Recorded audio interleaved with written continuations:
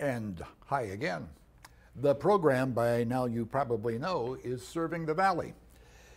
I'm Roy Justice. Thanks for giving me an opportunity to sit right here and frankly improve my knowledge of what great work is going on all around this place that you and I call home. And in doing that, now that you're paying attention, we're going to spread the word about something that maybe you don't know a whole lot about. And that's how I approach this all the time. Our latest attempt, thanks to these fine folks, John Lehman has joined us on set, president of the Cedar Falls Community Foundation. And Shirley Murner has joined us as well, a member of the board of directors. Thank you for being with us. Thank you. Thank you. As I said before we turned the camera and the lights on, it's all about, I don't know a whole lot about what you do. So what is it that you do? First of all, what does the foundation do, John? Sure. So Cedar Falls Community Foundation, we call it CFCF. Yes. It's all about making a positive impact on the quality of life in Cedar Falls using the power of philanthropy. And one of the things that makes us unique is I say we're by Cedar Falls, for Cedar Falls. You know, our board of directors is about 21 Cedar Falls residents. We're a working board, but we're a volunteer board. And we can do anything related to Cedar Falls. You know, for example, most people have an interest in multiple areas if they're going to be interested in giving. So you wouldn't go to the school foundation and say, I'd like to give to the schools and to the Hearst Center. You wouldn't go to the Hearst Center and say, I want to give to the Hearst Center and to the library. But we have no conflict with any of that. We can support any local program through our foundation. I'm going to read something here because I found it, and you may see it on the screen too, or something similar to it. Inspires and connects individuals, families, and organizations to enhance our communities, support nonprofits, elevate educational opportunities, and build legacies through what you said, philanthropy. And how they do that, folks, is what we're going to be talking about for the next several minutes. John, there are a lot of opportunities. People are watching right now are thinking, okay, well, I wonder if they would support this, or I wonder if that is an organization that I could give money to through what they're doing. You really have, the analogy I'd use would be like almost like a shopping center filled with these opportunities. And it's opportunities that you open the door to when you talk to people about what they might want to do, if not now, sometime in the future. Well, sure, you know, and we talk about connecting with people, and we talk about connecting within the community. So we have the ability to educate people not only on what some of the needs and opportunities are within the community, but then we also work with other organizations in the community to make sure that we are in a leadership position to talk about those needs and those opportunities. Okay. So, and the beautiful thing is everyone's different. Everyone has a different passion, and you know, part of our job is to make sure that we are listening and that we help those people meet their needs, their desires. So whether it's a very broad interest in supporting the community in general, or whether they have a very specific organization or organizations they want to support, we can help them figure out how to do that. Shirley, what was it about what this foundation is doing that drew your attention to it? Well, actually, I've been on the board since its inception. In 1976, the mayor drew together a group of volunteers. He actually appointed them. And their sole purpose was to continue to help enhance the community of Cedar Falls, meeting some of the needs. And some of those needs were construction needs, some of them were large needs, some of them were small needs. And so we managed those funds over the years, following, again, trying to stay with the whole momentum of Cedar Falls, which is based on the arts, history, education, and healthy environment. And so we started out with those things, and it evolved into the Cedar Falls Civic Foundation, which still holds true to those same missions today. And we have supported over the years many, many groups. We've had lots of help, everything from $5 donations up to large donations. There is no too much or too little. And each one plays a part in helping keep Cedar Falls this wonderful community that we are. Well, this community, as I am getting reacquainted with over the past several years, being back in this community after about a 50-year absence, things have changed. Boy, have they changed. I mean, for the good, but boy, have they changed. Give me some recent examples. Now, keeping in mind, folks, as I explained, when we produce this program, we're producing it one time of the year, and you may be seeing it months later. But when I say recent, give me some examples of some recent things, if you will, for the good of the community that have occurred through the Foundation's work. Well, you know, there's different scales, obviously, when I think about things that weren't here when I was a kid. You know, and I'm third generation Cedar Falls, but you know, you go back as far as the beginning of the organization, so we helped support the Unidome. We've helped support the Gallagher Blue Door construction. We've helped support the McLeod Center. We've helped support the library. Was a big part of a project that we were helped do. The Hearst Center we've done a lot with. But then there's also smaller things, because a lot of these organizations have ongoing needs too. So we can help support renovations at the Historical Society, or again at the Hearst Center, or one of these other facilities. We support programming, lots of innovative programming through the library, support shows at the community theater. There are just so many different things that 50 years ago weren't here that are here now, and the community continues to grow and change and evolve, and we continue to try to be part of that to make a positive impact. Can you think of some I'm sure you can think of examples. Sure. Beyond that, just happen to have a list. Yeah, just happen to have a list. You're exactly right.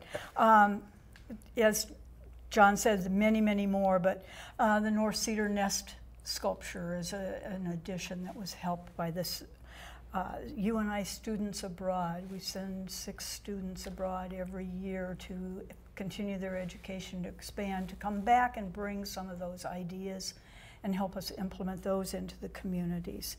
The Western Home Wellness Center is another one. Veterans Park, again, and the Historical Society, the Women's Club, and the list goes on and on and on. Pretty much anything you see in Cedar Falls can be and is in some way supported by the Community Foundation. You just brought up the foreign study opportunities, and you just woke me up. My son was one of those that had taken advantage of that opportunity thanks to what was going on through UNI and so forth. I want to ask you a question, and again, folks, we never rehearse. They have no idea where I'm going with some of these questions. There are lots of foundations.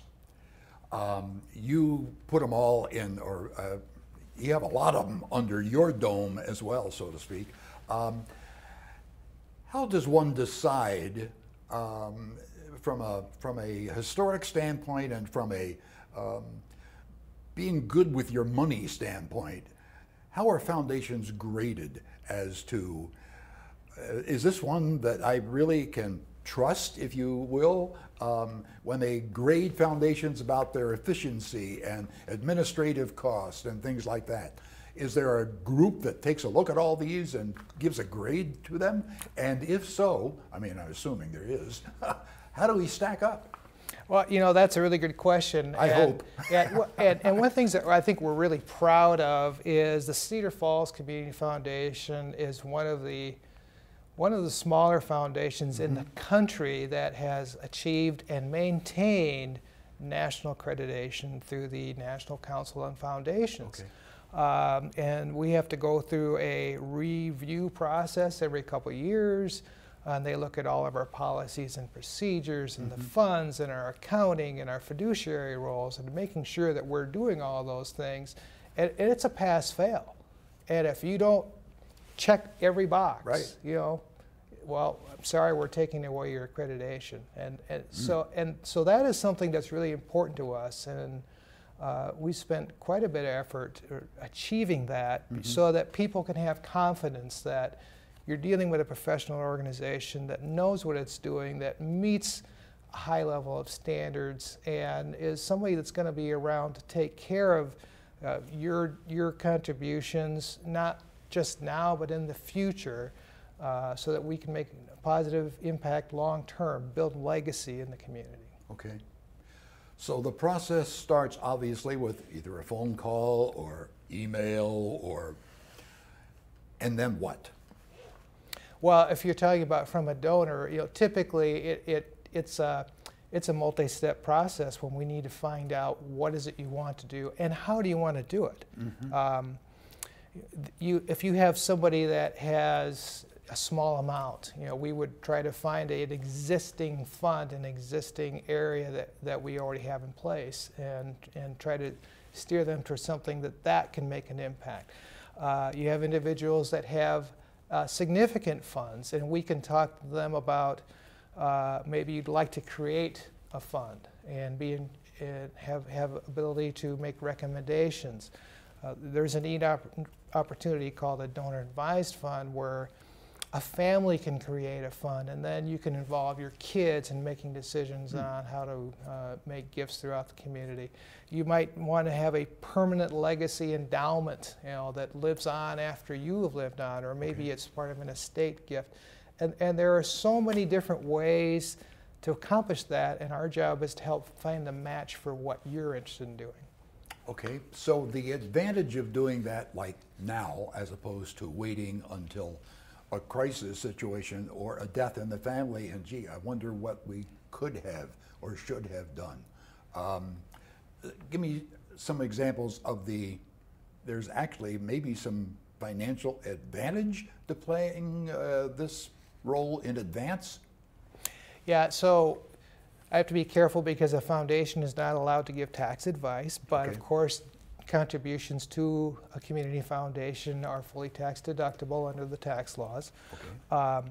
And one of the advantages we bring in Iowa as a fully accredited foundation is Iowa has something called the Endow Iowa Tax Credit, which is a pretty significant, it's like 25% tax credit if you give to a true endowment at a accredited foundation. So, and we have a number of people that have taken advantage of that. So sometimes people have through their retirement plans, they have this required minimum distribution, and they can gift that directly to a foundation and avoid paying taxes on that. So there are a number of financial tools, I guess you could say, that we can help people with if that's important to them. And sometimes honestly, we will get a gift as an estate gift that we didn't even know was coming. And God bless those people. Those can make a great impact in the community too. So we just want to be there to help along the way in whatever way works for you. I don't know, I haven't been paying attention to the TV set, if you will, but there are some examples of where some of these funds have been passed out, if you will, here in the community. And here's, you're going to see a number of things you probably recognize. And take note, by the way, that sure as heck something's going to come up that, oh, I didn't know they did that. And as you're looking at this list, keep in mind that it starts with a contact to CF, by the way, and we'll show that coming up here in just a moment too.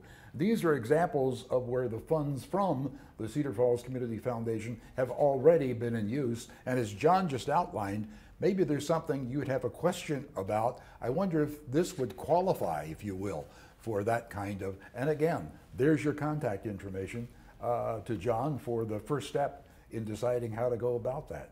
I assume every once in a while you sit down with some legal folks who are taking care of estates and trust funds and so forth to make sure that all the I's are being dotted and the T's are being crossed and everything is taken care of along that route as well. Oh, absolutely. And that's part of getting the word out on who we are and what we do. And you can never have too many relationships in the community to try to keep people aware of what we do, and so like we appreciate being able to come on your show and talk about what we do. So, and obviously we've had and have on our own board volunteers who are accountants or maybe attorneys or something along those lines. But we're still looking for ways that we can continue to get out and engage people in that community so they're aware of who we are. And obviously, we can't go talk to a financial advisor and say, we want you to tell your client to give through us, you know. Yes. But they need to know that we are available and some of the things that we can offer, so that they can at least have that discussion if their client is interested in something like that. And we do suggest to people to contact their attorney and talk with their attorney and see how to shape this sort of thing. So it's kind of a circle, if you may, in that sense of the word. I think another thing that really people aren't so much aware of, and as you were showing your list, it became really obvious to me that the monies that we distribute all stay in the city of Cedar Falls. And I think that's important to a lot of people in the community because they love this community. Roy, I did the same. I moved away for a short period of time and came back for a visit and said, what am I doing? I cannot leave this community. It's so wonderful. It's grown into such in a short period of time. So I think that's important. I think it's important to know that most all of the dollars that are donated are also passed out into the community. They don't go to administration. Our office space is, thank you, complimentary as a donation from another company. We're run by volunteers again. So a very, very high percentage returns, and that is not always the case in donations. So that's one of the things we're very proud of. As I'm listening to you, and I'm thinking of the impact that CFCF has had. As a matter of fact, if I use my imagination enough, you may be able to see something that even brings that message a little more clear. Watch.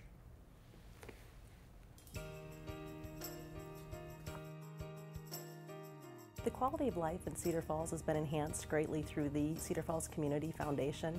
They've been a part of some really big projects that have helped shape this community.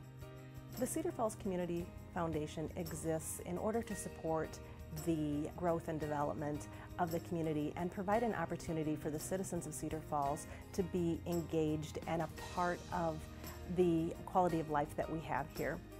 There's a certain satisfaction that you get when you have done something through the foundation. You've been able to provide an opportunity for people to enjoy and appreciate something that might not have existed on its own.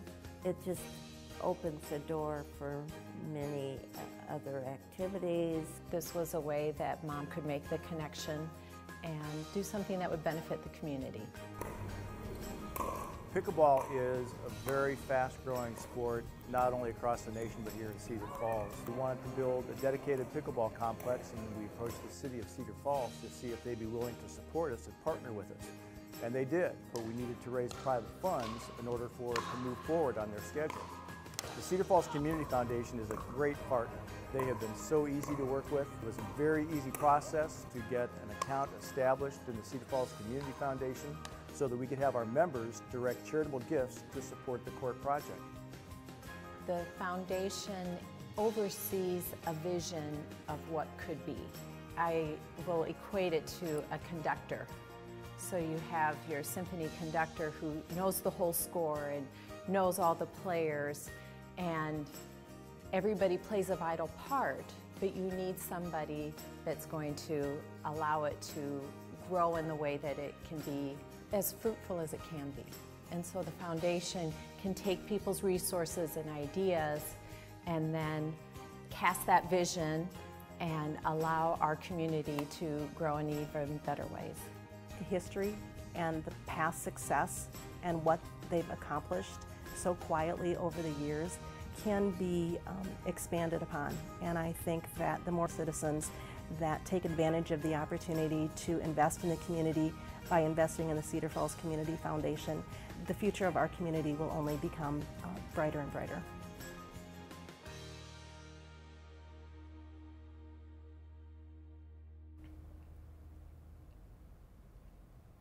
like they said, what a story. And the story goes on, as a matter of fact.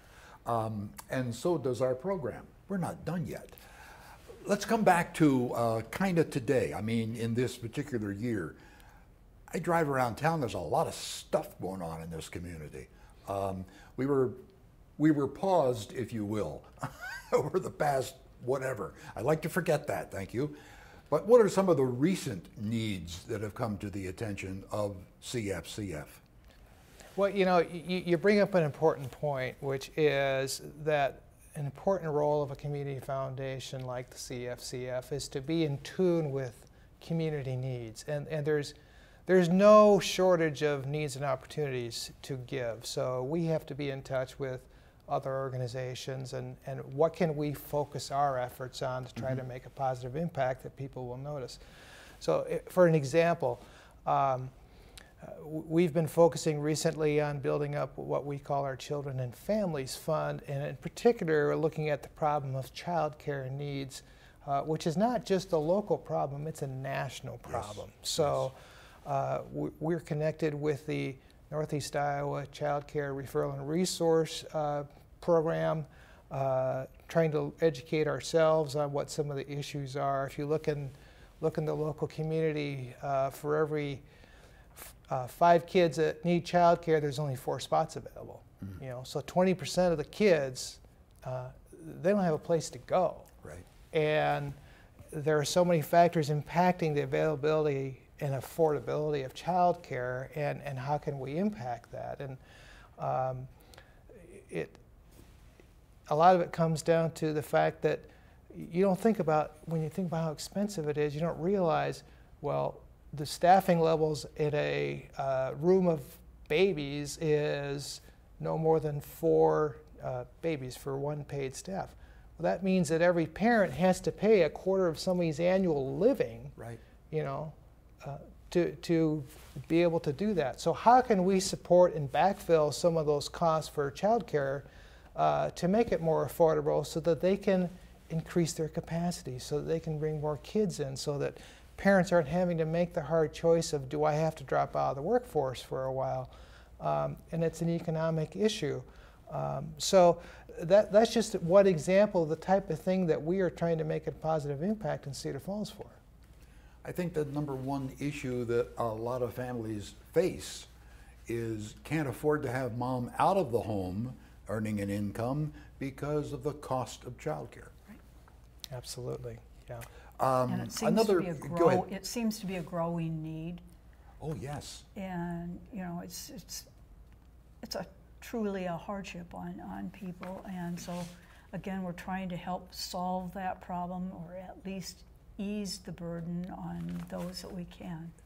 And I think it's important to, I'm sorry. I was going to say, I've been hearing this though for too many years. And I think it's important for people to realize too that the vast majority of the child care programs, at least in this area, are nonprofits. They're not padding their bank accounts. Right. They're trying to pump every dollar they get into the program, and yet it's still a very expensive process to provide that quality care that we're looking for our kids. So the government is trying to get involved with this, and there's a lot of change coming down the pike that I hope will make some positive differences, but we still need to look within our community at what we can do ourselves to make a positive difference to address this issue. You bet. I mean, who's responsible? Who's most responsible for what's happening right here? Should be the people living right here. You know, I saw something, I see this too often, a story where somebody made the comment, well, why doesn't somebody give some money to do something? You know, and at the end of the day, if it's not us, who? You know, if it's not now, when? You know, it's up to us. And whether you give $10,000 for something, or you know, you gave $25 for a new library, that is a legacy that lives on beyond you. You know, if you have done something that makes an impact on a child today that goes on with them for the rest of their lives, that is a legacy, and you should be proud to be part of that, and you should feel a responsibility to be part of that. Can you think, again, keeping in mind privacy and so forth, but some of the legacies that first come to your mind that you've had the privilege of helping to work with? You know, our oldest fund is the Round Fund, Right. if I believe. Oh, Right, yes. that was established back in 1967, I believe. We've had the Bob and Shirley Berg Fund, Eller. The Robert Eller Fund, you I'm know. putting them to the test here. Yeah, you yeah. There's some examples right there. Yeah, but you know what I was going to say about the Eller Round, she left a very generous estate gift, and that got moved into the foundation. And I don't have exact figures, but I would not be at all surprised if that one fund has kicked back $1 million to the community in the decades that since it's been formed. The Robert Eller Fund, the scholarship fund, that kicks out tens of thousands of dollars every single year for study abroad scholarships, and that's going to make a massive, long-lasting impact in the community. So, Well, and the Catherine Ray Fund yes, funds programming at the library, among other things. Berg's, again, is the arts and and there's rec center and yeah, it's just so the many list things. just goes on Yes. and I was on. gonna say, And yes. it's, Yes. you hate to focus on any one particular because every single dollar counts. When you open up the office in the morning and you look at the to-do list, so to speak, how do you measure that it's doing well? So first I'll point out I'm a volunteer, so we do have an executive director. So I'm not the person that answers the phone. Okay. Okay. But you know, when you look at a community foundation, there's really three things that are really important. The first of one being what kind of level of public support do we have? In other words, how much are people contributing through the foundation? Because we can't do anything if we don't have generous donations coming through the door. So that's the first thing. And then the second thing, of course, is then how efficient are we in getting those out into the community to make an impact? Right. And then the third, which we've already touched on, of course, is we need to be in a leadership position so that we can educate people in the community and educate and bring donors and organizations together so that we can be more effective in making that impact. So those are the three things we have to be thinking about all the time. And you know, we think about a foundation, you know, there's a couple different ways that people can help. And one of them, of course, is volunteering your time. And there's just a lot of things that would not get done if people didn't volunteer their time. But then you also have to talk about donating your resources, your money and your treasures. And if you think about a lot of projects, they can't happen without both. You can't have 100 people show up to build a playground if nobody's bought the playground equipment. So we have to have a combination of both of those things to serve the community. Well put. And one more time, let's see the contact information. If something has tripped the trigger, so to speak, and you want more information, there you are. Phone number and an email address. And time for me to try to beat the clock. John and Shirley, thank you very much for what you're doing and for spending some of your what you're doing time with us on Serving the Valley. Well, thank you for the opportunity. You bet. And thank you for joining us as well. Until the next time we get together, Roy Justice here, Serving the Valley.